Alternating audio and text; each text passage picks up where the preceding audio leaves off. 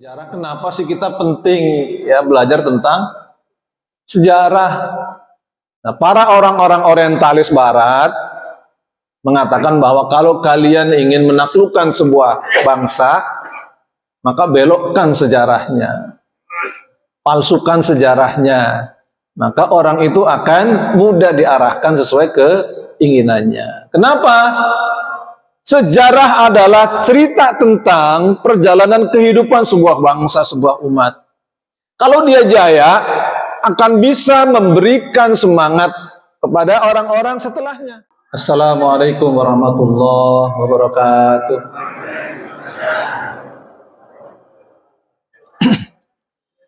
Alhamdulillah rabbil alamin.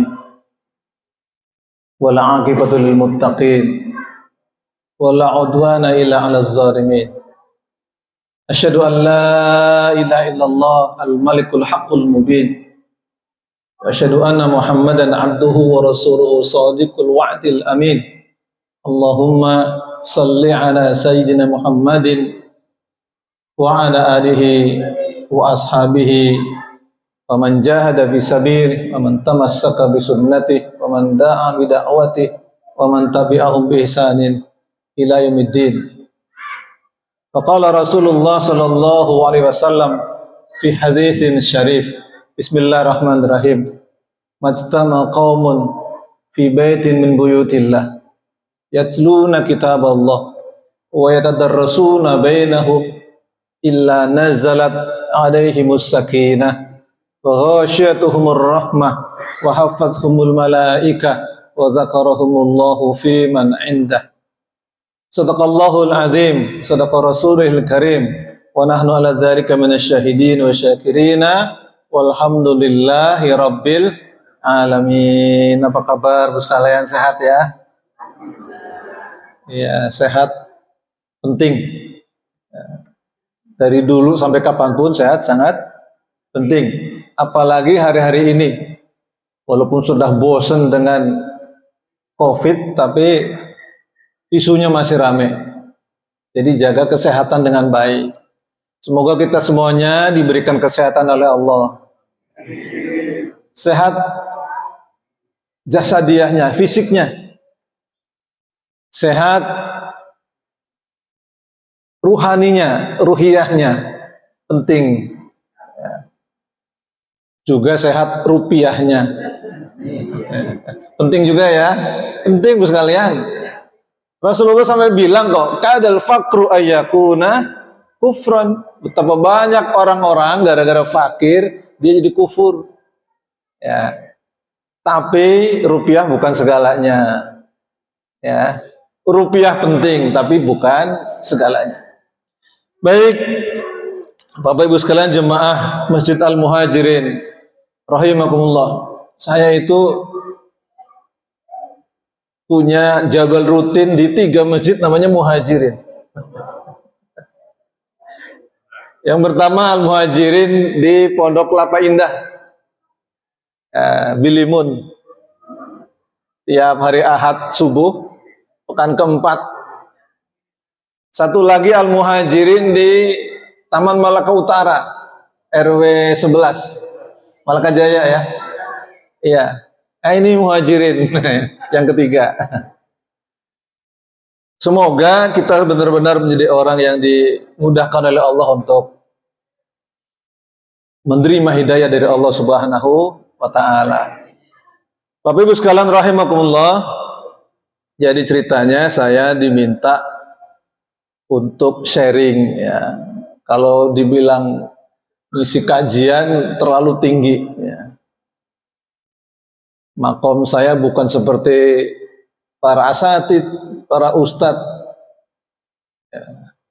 Apalagi para syekh ya, yang sangat mumpuni. Saya hanya orang yang menyukai, ya, mengkaji tentang sirah, tentang tarikh, tentang sejarah.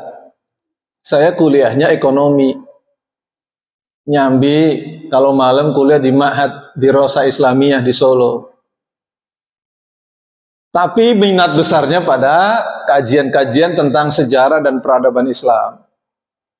Ya, sehingga mudah-mudahan kita bisa saling berbagi, ya, tidak selalu bahwa kemudian saya tahu lebih banyak daripada Bapak Ibu sekalian. Nah, ada dua hal di pertemuan pertama yang mudah-mudahan Allah mudahkan ketemu di waktu yang akan datang. Ya. Insya Allah berikutnya ada slide-nya, sehingga ada yang bisa diserap lebih baik. Yang pertama, jemaah sekalian, berbahagialah, beruntunglah orang-orang yang suka mengkaji ilmu. Ya.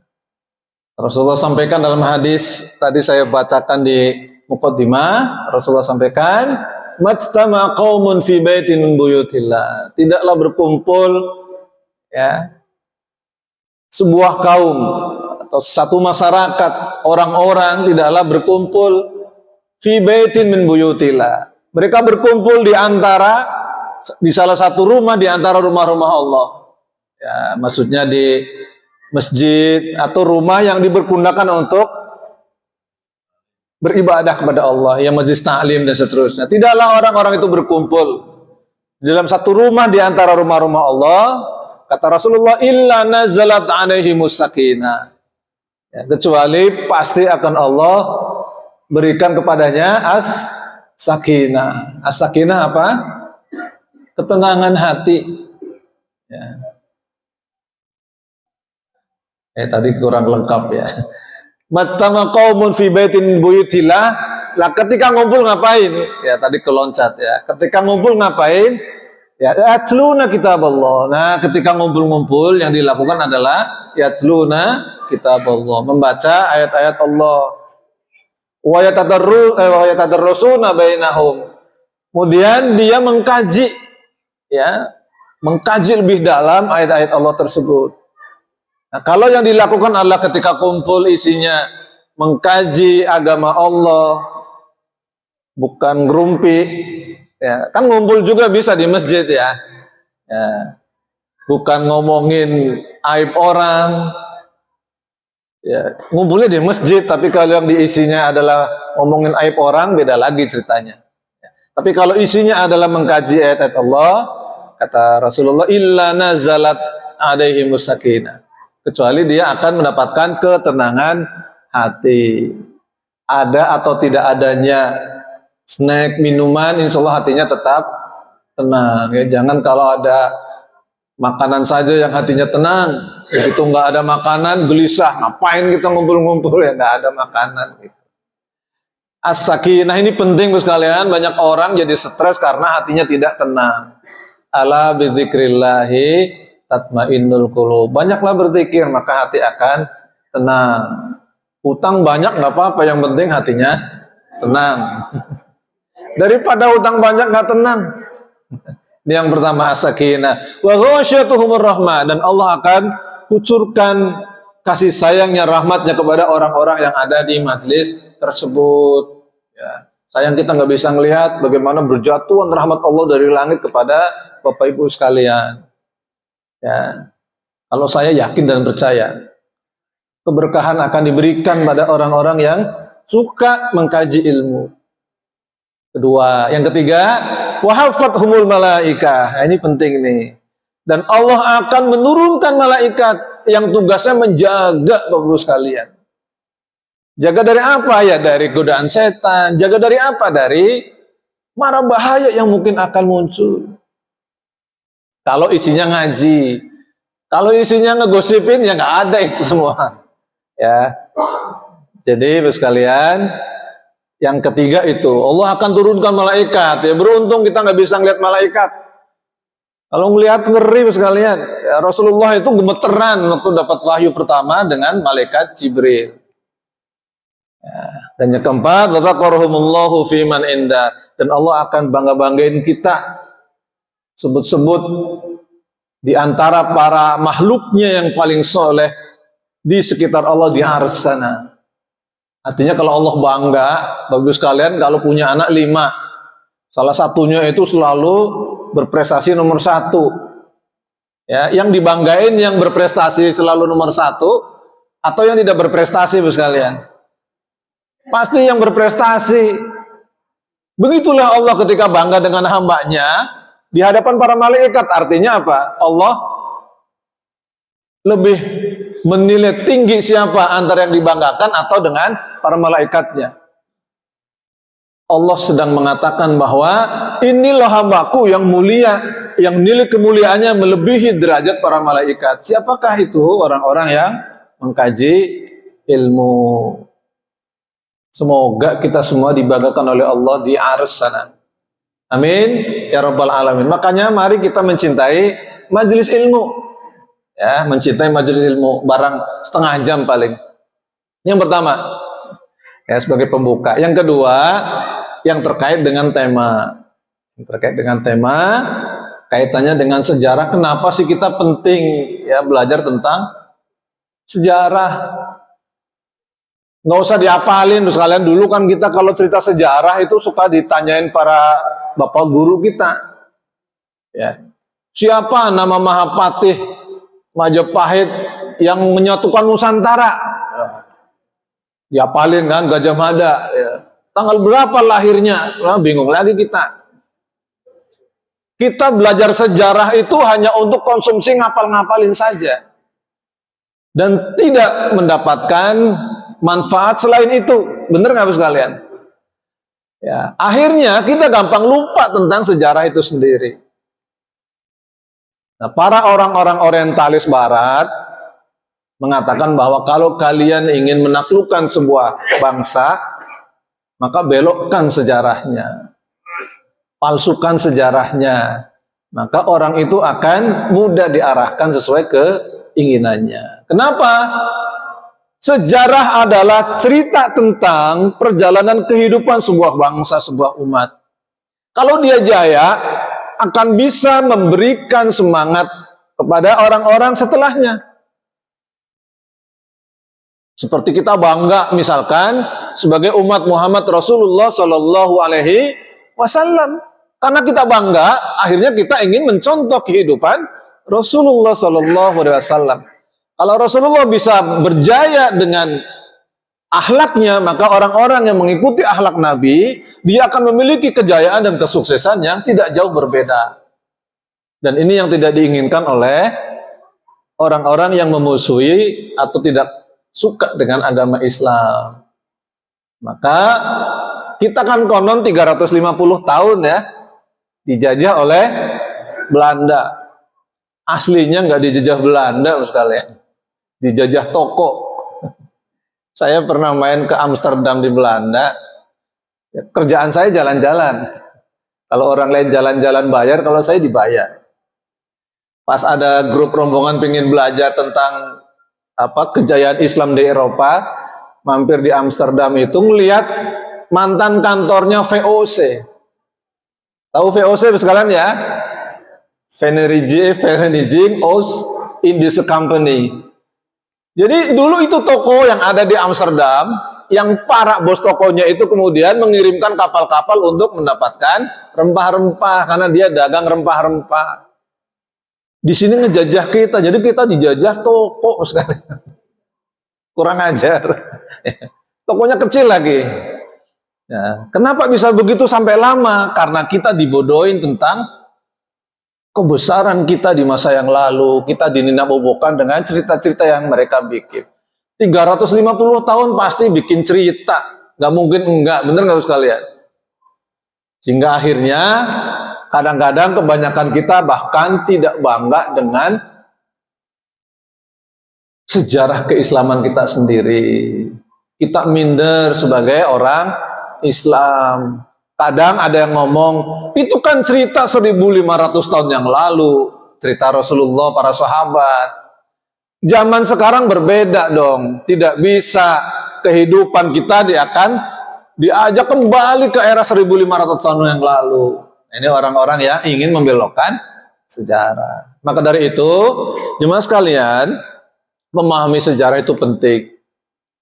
Agar apa? Agar kita bisa mengambil pelajaran dari setiap kebaikan yang terjadi di masa lalu, termasuk keburukannya.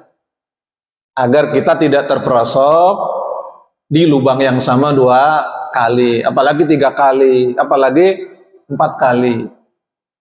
Contohnya nih sekalian, kita itu kaum muslimin itu sering kayak mobil mogok. Atau mobil mogok ya. Mobil mogok kalau matic didorong susah.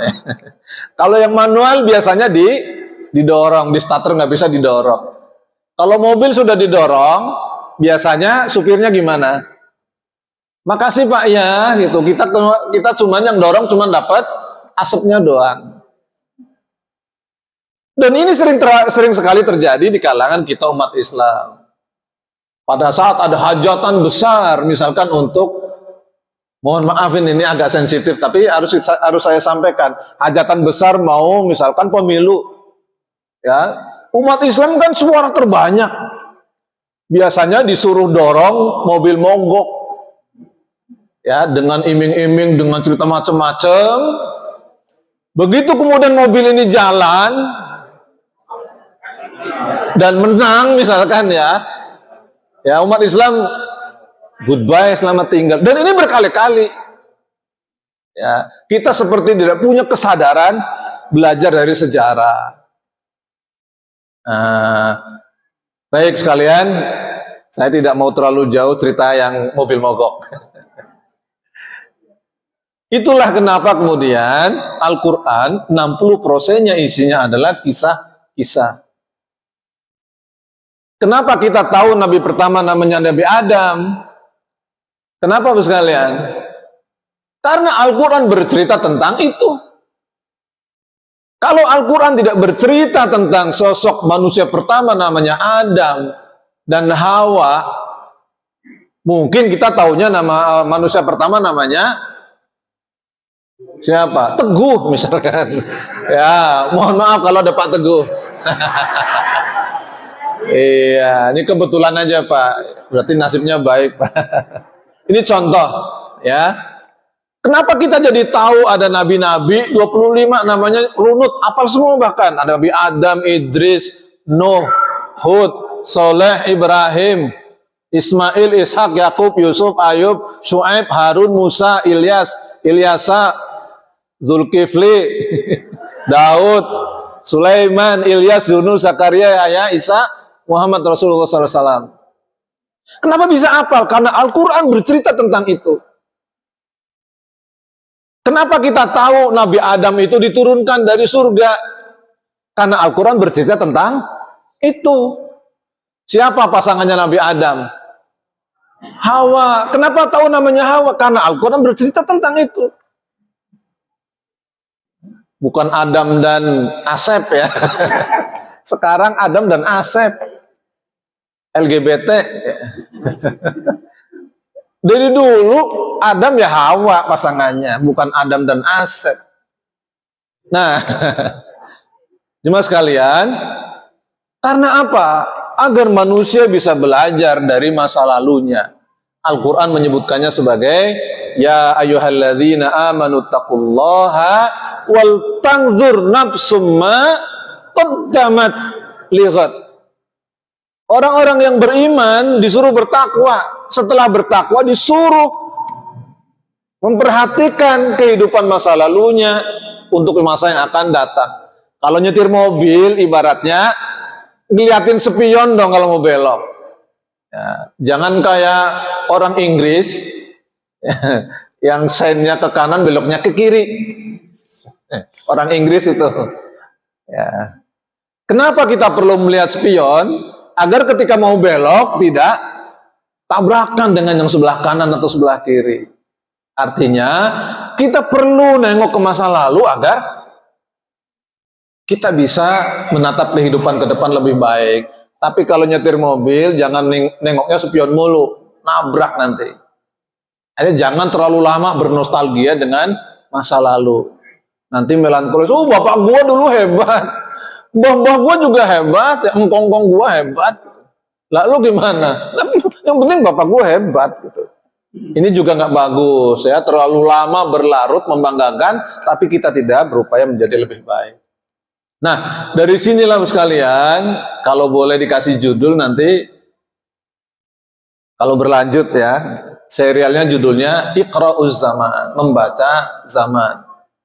Bagaimana kemudian kita mencoba membaca zaman dari apa yang pernah diisyaratkan oleh Rasulullah Shallallahu Alaihi Wasallam. Dalam hadis yang panjang, Rasulullah itu pernah menyampaikan tentang akan munculnya periodisasi umat Islam. Kalau Rasulullah menyampaikan pasti benarnya, apalagi ini hadisnya muttafaqun alaih. Artinya imam-imam hadis utamanya adalah Imam Bukhari dan Imam Muslim itu mensahihkan hadis ini. Tidak diragukan lagi tentang kesahihannya. Rasulullah menyampaikan akan datang masa kenabian. Ya, kan betul ya. Semua nabi itu Islam sekalian. Semua nabi-nabi itu Muslim. Loh, Nabi Musa kan Yahudi. Ya. Hanya saja kemudian pengikut pemimpin mereka kemudian menyelewengkan agamanya sesuai dengan nafsu mereka. Maka kemudian lahirlah agama yang menyebut diri sebagai Yahudi. Ada lagi Nasrani dan seterusnya.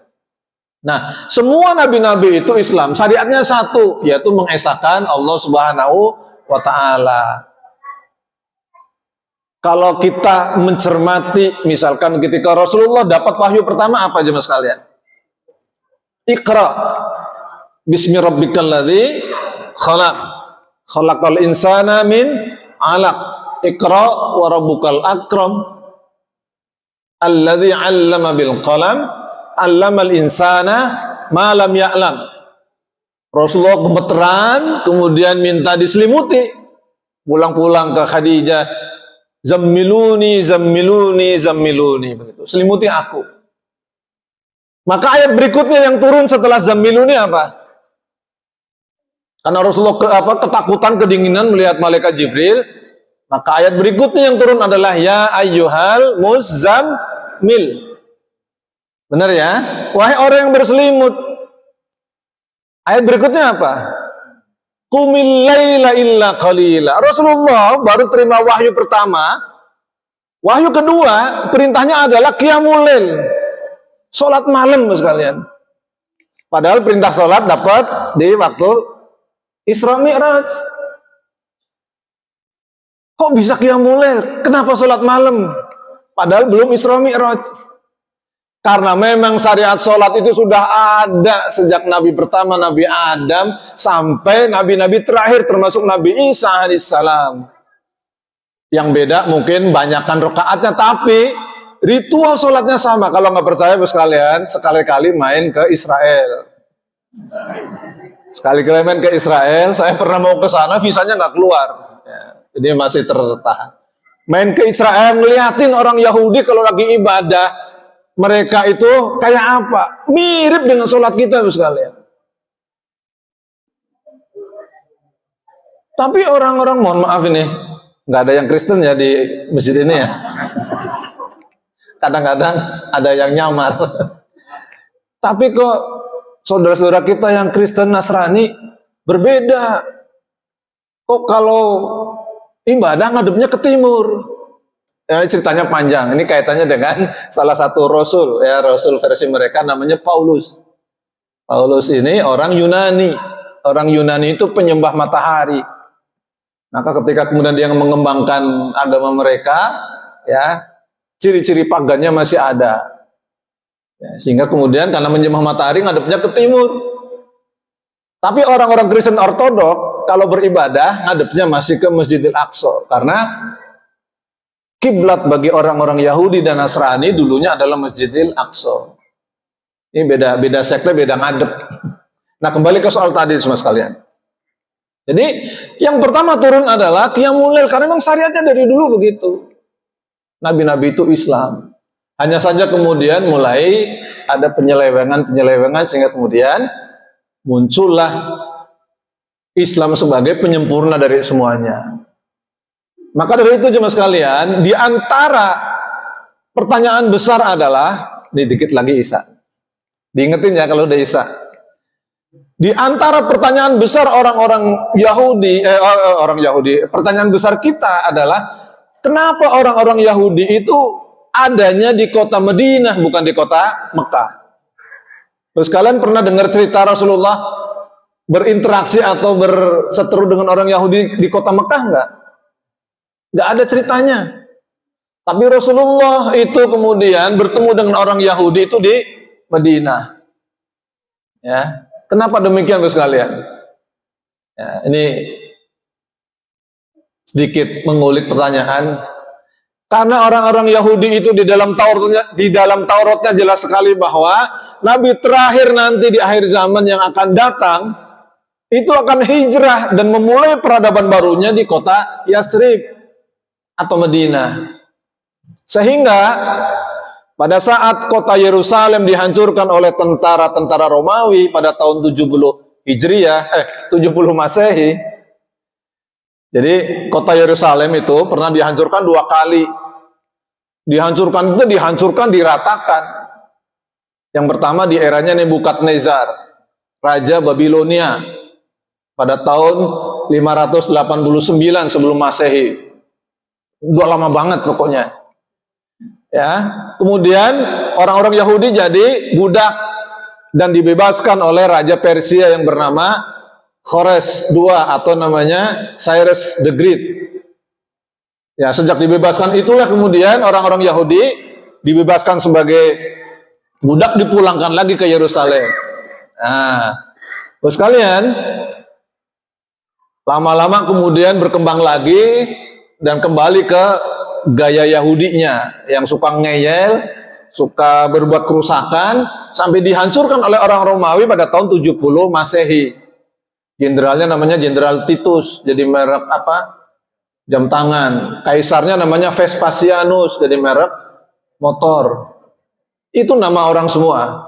Nah, pada saat mereka diusir oleh orang-orang Romawi, itulah sebagian besar orang Yahudi diantaranya melarikan diri kemana? Ke Yathrib, ke Madinah. Kenapa? Karena mereka berharap bertemu dengan Nabi terakhir di kota Yathrib. Karena jelas sekali di dalam Taurat disebutkan bahwa Nabi terakhir ciri-cirinya demikian akan ada di kota Yathrib. Maka mereka datang ke kota Madinah. Ternyata nunggunya 500 tahun. Maka di Madinah itu orang Yahudi banyak. Maka ceritanya begitu Rasul datang, orang-orang Yahudi, ada Nabi baru katanya namanya Muhammad, begini ceritanya begini. Dilaporkan kepada tokoh Yahudi namanya Huyai bin Akhtab. Ya Huyai, bener enggak dia Nabi? Apa jawab Huyai? Bener. Bener ini orangnya. Persis seperti yang Taurat sebutkan. Terus bagaimana Huyai sikap kita? Karena dia bukan Bani Israel, maka kita lawan. Ini gebleknya orang Yahudi. 500 tahun nunggu sekalian. Begitu yang datang bukan golongannya ditolak. Padahal dia tahu dia benar. Ini bedanya orang Yahudi dengan orang-orang musyrik Mekah. Orang musyrik Mekah percaya dengan Nabi, disebut Al-Amin. Tapi karena dia menyinggung budaya lama mereka, maka dia tidak mau menerima kenabian Rasulullah. Kalau orang Yahudi itu tahu bahwa itu Nabi yang ditentukan oleh Taurat. Inilah orangnya. Tapi karena dia bukan dari golongannya, maka dia tolak. Makanya dalam banyak hal, Bu sekalian, orang Yahudi lebih susah, ya, lebih susah menerima Islam daripada orang-orang musyrik Mekah. Karena apa? Orang musyrik Mekah begitu terbuka hatinya itu akan mudah. Tapi orang yang asobia, orang yang bawa golongan mulu itu susah sekali menerima kebenaran, kecuali dari golongannya. Nah, kembali ke soal ini, dari sinilah nanti Bapak sekalian kita akan melihat betapa kemudian ya sejarah itu dibagi oleh Rasulullah dalam beberapa bagian. Yang pertama era kenabian.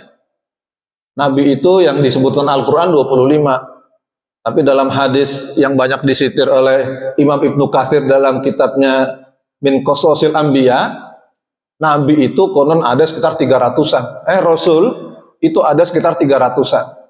Sedangkan Nabi itu ada 124.000. Ya. Tapi Nabi dan Rasul terakhir adalah Rasulullah Muhammad Shallallahu Alaihi Wasallam. Nggak ada Nabi, lah Nabi ya ba'dah. Nanti ada orang suka booming aku Nabi, ya Nabi Musaddiq dan lain-lain, jangan percaya. Ya, baik. Setelah masa kenabian, kata Rasulullah, nanti akan muncul era yang namanya era khilafatan ala minhajin nubuwah. Era kekhalifahan yang mengikuti cara-cara Nabi. Bahkan di beberapa hadis Rasulullah tegaskan masanya 30 tahun. Jadi masa kekhalifahan yang mengikuti kaidah kenabian itu cuma 30 tahun. Setelah Rasulullah pemimpin kaum muslimin siapa? Abu Bakar As-Siddiq. Berapa lama jadi khalifah? Ayo, berapa lama? 2 tahun. Ya. Abu Bakar As-Siddiq meninggal dalam usia 63 tahun, sama seperti Rasulullah. Digantikan oleh Umar bin Khattab. Berapa lama Umar bin Khattab? 10 tahun. Ya, masa pemerintahnya 2 periode. Ya, 2 periode. Nggak pingin. Umar nggak pingin. Ya, Umar 2 periode. Terbunuh ketika ngimami sholat subuh. Lagi ngimami sholat subuh, mau rakaat kedua dibunuh. Ya. Kemudian khalifah ketiga adalah Utsman bin Affan. Nah, Umar bin Khattab wafat di usia 63 tahun, sama kayak Rasulullah. Kemudian Utsman bin Affan berapa tahun? 12 tahun. Ya, Utsman bin Affan terbunuh ketika baca Al-Quran tilawah di rumahnya setelah sholat subuh oleh para pemberontak. Usianya berapa? 82 atau 83 tahun.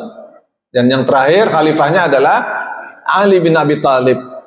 Ya, meninggal di usia 63 tahun. Ya. Kemudian sahabat Ali terbunuh ketika membangunkan orang-orang Kufah untuk sholat subuh. Jadi dulu para sahabat ini, para khalifah ini terbunuh di waktu subuh. Hati-hati Pak Imam sholat subuh. Beberapa saat lalu banyak ulama-ulama ya diserang oleh orang gila. Ya kalau ketangkep gila di waktu subuh. Saya curiga ini orang gila ini belajar sejarah. Saya curiga orang ini belajar sirah tentang terbunuhnya Umar bin Khattab, tentang terbunuhnya Utsman bin Affan, tentang terbunuhnya Ali bin Abi Thalib radhiyallahu anhu. Kalau nggak belajar sejarah, nggak milih subuh. Ya, Novel Baswedan disiram subuh juga. Jadi hati-hati Pak Imam sholat subuh.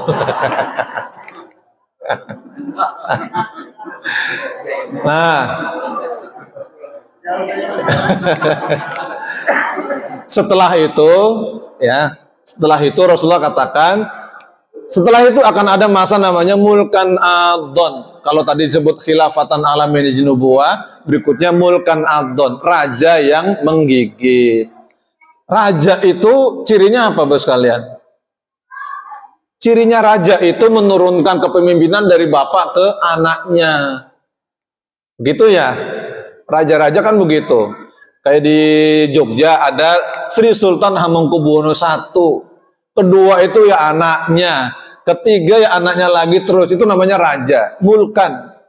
Maka berarti cirinya nanti di masa ketiga ini adalah bahwa kepemimpinan Islam diturunkan dengan turun-temurun. Dan dimulai sejak eranya Muawiyah bin Abu Sufyan. 30 tahun setelah wafatnya Rasulullah. Nanti Muawiyah menurunkan kepada anaknya namanya Yazid bin Muawiyah.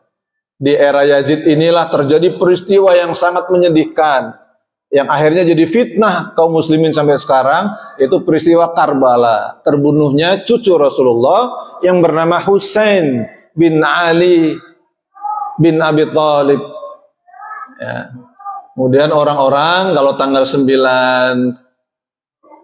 Muharram ya orang-orang Syiah melakukan prosesi yang namanya ya perenungan Karbala. Mereka melukai diri ya, sangat menyeramkan. Dan akhirnya terpecah sampai sekarang. Bagaimana kemudian sampai terbunuhnya Umar, bagaimana terbunuhnya Utsman, bagaimana kemudian terbunuhnya Ali bin Abi Thalib oleh seorang hafiz Quran yang namanya Abdurrahman bin Muljam, orang Khawarij. Sampai kemudian begitu, sejarah bercerita detail, yang kalau kita tidak memahami itu, kita akan dibodohi oleh orang-orang yang sekarang lagi rame ya, di banyak tayangan TV dan lain-lain, TikTok dan lain-lain, dengan mengatakan dari dulu umat Islam itu hobinya berantem. Dari dulu isinya perang, bahkan di era para sahabat. Saya ditanya begitu, gimana Pak? Itu cara bacanya yang salah. Cara baca sejarahnya yang salah. Kalau kita cara bacanya salah, berabe kita beli sarung, dijamin tidak luntur. Tapi bacanya dari kiri, dari kanan. Luntur tidak dijamin jadinya. Kan begitu Pak ya. Nah kalau kita cara bacanya salah berbahaya. Kita bahkan menghakimi orang-orang yang tidak bersalah. Di antara yang dihakimi oleh sejarah adalah sahabat yang bernama Muawiyah bin Abi Sufyan. Yang kebetulan sempat berseteru dengan Ali. Ketika Ali menjadi khalifah. Padahal Muawiyah ini adalah orang kepercayaan Rasulullah Sallallahu Alaihi Wasallam. Ali, sahabat Ali pernah berperang dengan Aisyah radhiyallahu anha. Ali kemudian mengampuni Aisyah. Para sahabatnya Aisyah memberontak. Kenapa engkau tidak bunuh Aisyah? Kata Ali, bagaimana mungkin aku membunuh wanita yang paling dicintai Rasulullah Sallallahu Alaihi Wasallam? Ya, karena apa? Ada fitnah, banyak hoaks bertebaran di era itu. Ini bahayanya kita menerima hoaks. Nah kembali ke soal tadi, diyakini sekalian yang namanya Mulkan Adon ini bertahan ketika kaum muslimin berada dalam satu kepemimpinan secara menyeluruh sampai tahun 1924.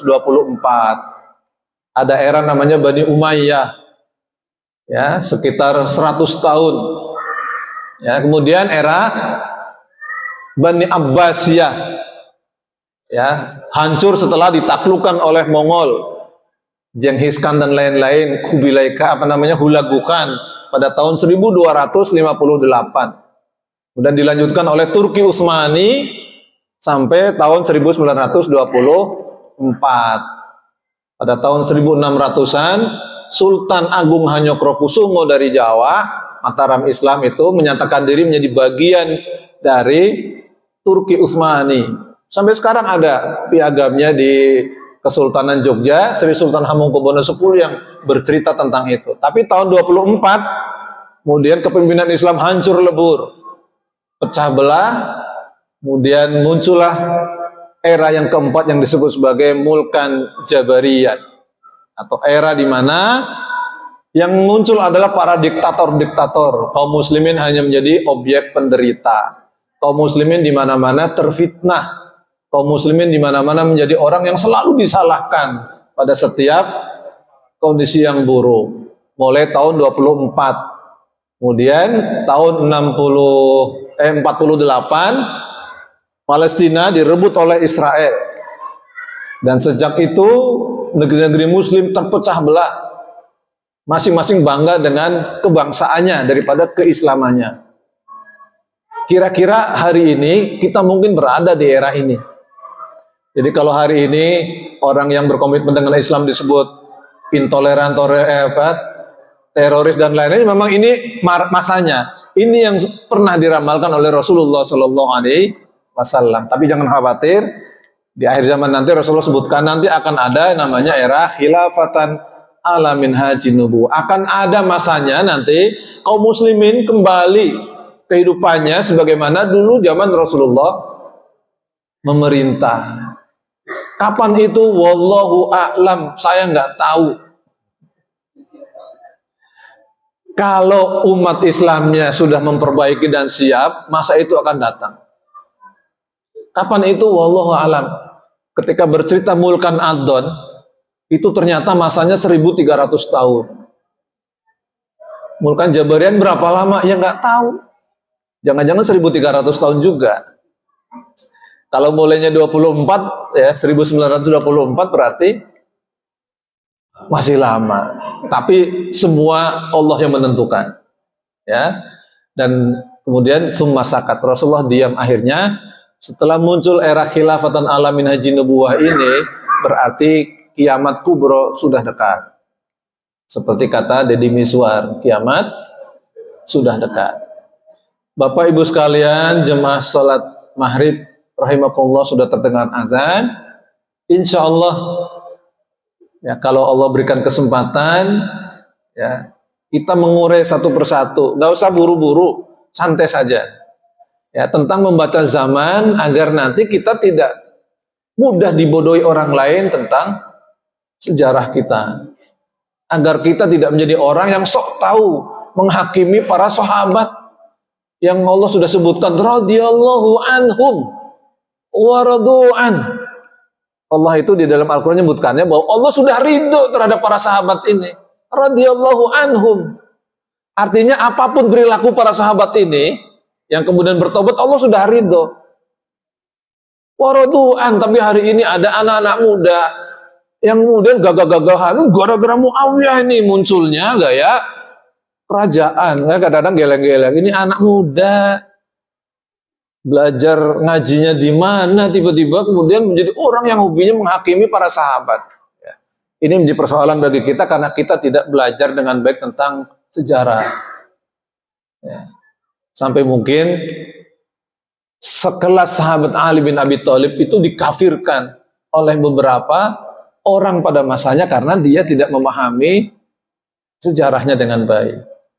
Bapak Ibu sekalian rahimakumullah, kira-kira inilah pembukaan kita. Ya. Pembukaan kita mudah-mudahan berlanjut dan kita akan satu persatu mencoba membaca zaman. Bagaimana kita belajar dari kesuksesan dakwah Rasulullah, termasuk kita belajar dari masa kelam dakwah itu. Bagaimana kemudian kita bisa mengambil pelajaran tentang di balik kekalahan-kekalahan kaum muslimin itu ada pelajaran besar yang bisa kita ambil. Dan Al-Quran kadang-kadang bahas tentang kekalahan itu lebih panjang daripada bahas tentang kesuksesan. Karena pelajaran paling baik buat kita adalah mendapati kekalahan untuk kita perbaiki. Mudah-mudahan bermanfaat. Mudah-mudahan Allah ridho dengan majelis ini. Mudah-mudahan kita disehatkan dan bisa mengambil pelajaran yang paling penting. Maka dari itu kemudian benarlah yang disampaikan oleh para ulama, inna fi qasasihim la'ibratun liulil absar. Sesungguhnya pada setiap kisah-kisah yang ada di dalam Al-Quran, ya, ada pelajaran yang besar bagi orang-orang yang pandai mengambil pelajaran. Sayang kalau kita tidak mengambil pelajaran yang besar dari kisah-kisah yang terjadi di masa lalu. Wallahu a'lam bishawab. Billahi taufiq wal hidayah wal inayah. Kita akhiri dengan doa kifaratul majlis. Subhanakallahumma wa bihamdika asyhadu an la ilaha illa anta astaghfiruka wa atubu ilaik. Wassalamualaikum warahmatullahi wabarakatuh.